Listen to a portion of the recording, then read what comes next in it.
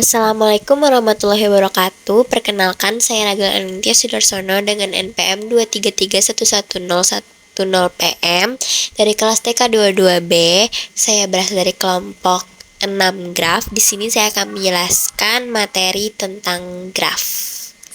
Oke, mari disimak. Baik, di video ketiga ini saya akan membahas dan menjelaskan tentang representasi graf. Kenapa graf itu harus direpresentasikan? Bila graf akan diproses dengan program komputer, maka graf harus direpresentasikan di dalam memori. Terdapat beberapa representasi yang mungkin untuk graf. Di sini hanya diberikan 3 macam representasi graf yang sering digunakan. 3 macam representasi graf yang sering digunakan. Yang pertama ada matriks ketetanggaan, yang kedua ada matriks persisian, yang ketiga ada senarai ketetanggaan. Yang pertama akan kita bahas adalah matriks ketetanggaan. Matriks ketetanggaan atau adjacency matrix merupakan salah satu representasi graf yang sering dijumpai. Misalnya, G sama dengan FE merupakan graf tanpa sisi rangkap dengan N lebih dari sama dengan 1 simpul. Matriks ketetanggaan A dari G merupakan matriks persegi yang berukuran N kali N dengan aturan entry sebagai berikut. Misalkan AIJ, dengan demikian entry AIJ sama dengan 1 jika simpul I dan J bertetangga. Sebaliknya AIJ sama dengan 0 jika simpul I dan J tidak bertetangga. Dengan kata lain, AIJ bernilai 1 jika simpul I dan J bertetangga. AIJ bernilai 0 jika simpul I dan J tidak bertetangga. Oke, ini merupakan contoh matriks ketetanggaan. Kita akan bahas pada contoh A saja untuk tidak memperpanjang waktu. Jadi kita buat dulu matriks yang berisikan simpul 1, 2, 3, dan 4. Lalu di sini kita lihat ketetanggaannya. Nih, kita di simpul 1 dulu untuk pertama.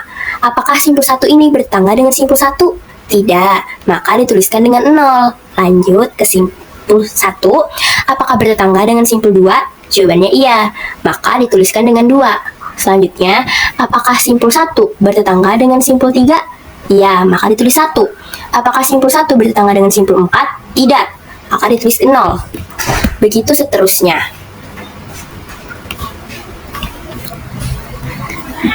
Lalu ini ada contoh matriks ketetanggaan yang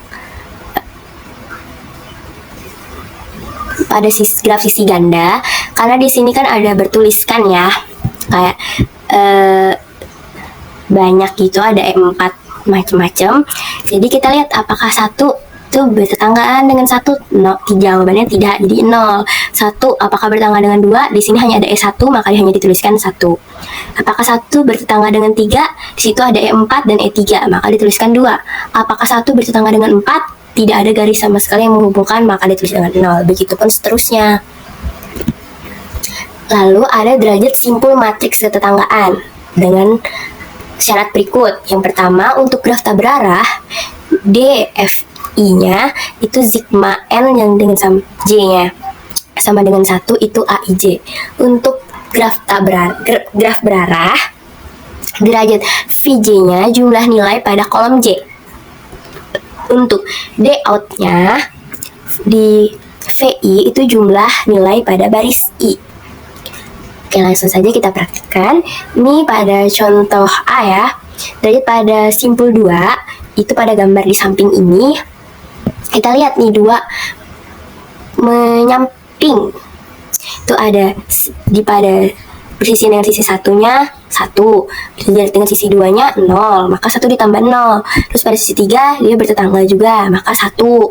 Pada sisi 4 dia bertetangga juga 1. Jadi 1 ditambah 0 ditambah 1 ditambah 1 sampai dengan 3. Derajatnya jadinya 3.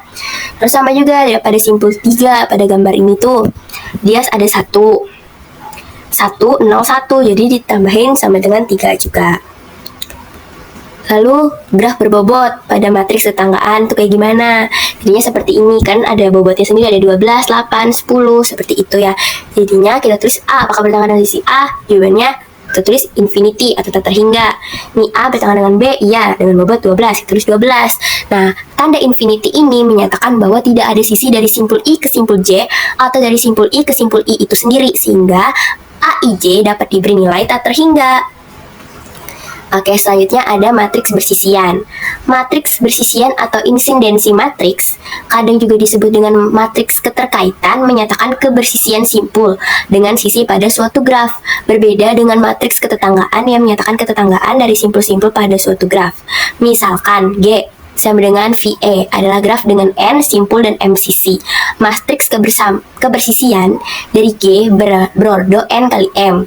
Baris matriks kebersisian menunjukkan bagian simpul, sedangkan kalau matriks kebersisian menunjukkan bagian sisi. Misalkan matriks kebersisian tersebut adalah A, AIJ, nilai AIJ sama dengan 1 jika simpul I bersisian dengan simpul J. Sebaliknya, nilai AIJ sama dengan 0 jika simpul I tidak bersisian dengan simpul J. Matriks kebersisian dapat digunakan untuk merepresentasikan graf tak sederhana. Artinya, graf tersebut memuat sisi rangkap atau gelang. Dengan menggunakan matriks kebersisian, derajat dari setiap simpul 0 dapat dihitung dengan menunjukkan sisi entry-entry pada baris untuk simpul 0, kecuali untuk graf yang memuat gelang. Baik, akan kita lanjutkan.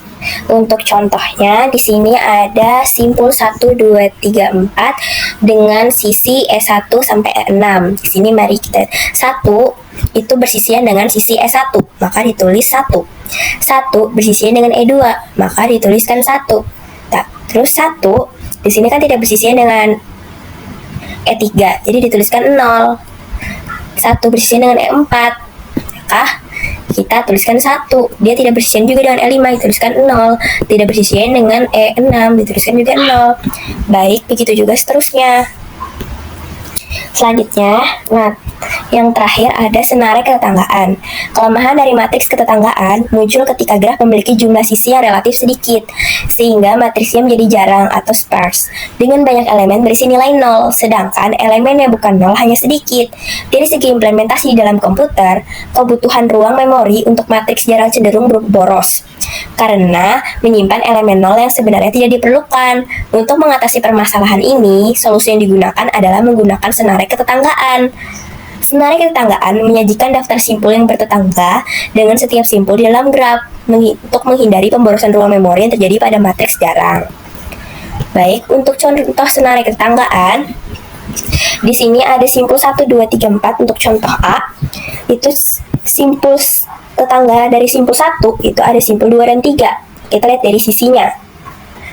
Dia tidak ada yang menghubungkan ke sisi 4, sehingga tidak bertetangga dengan sisi 4. Begitu ya. Nah, untuk yang 2 itu dia bertetangga dengan sisi 1, sisi 3 dan sisi 4. 3 itu bertetangga dengan sisi 1, sisi 2 dan sisi 4. Sedangkan 4 hanya bertetangga pada sisi 2 dan sisi 3. Begitupun contoh yang lainnya.